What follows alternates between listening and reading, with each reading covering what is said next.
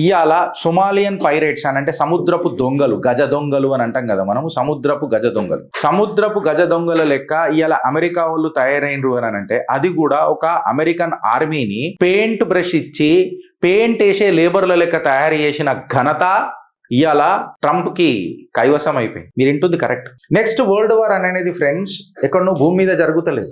Next world war అనేది ఎక్కడ ఏదో గాళ్ళల్లో ఫ్లైటర్ జెట్లు వస్తలేవు.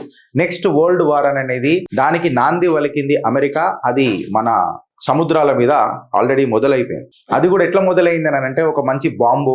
ఎట్లా మొదలైంది అని అంటే అమెరికన్ సోల్జర్ల చేతుల పెయింట్, పేపర్ వర్క్, ఇంకొక నిచ్చెన పట్టుకొని షురువైంది. ఒక ట్యాంకర్ ని కబ్జా చేయడానికి ప్రయత్నం చేసిరు, ఆయిల్ ట్యాంకర్ ని, సముద్రంలో షిప్లని.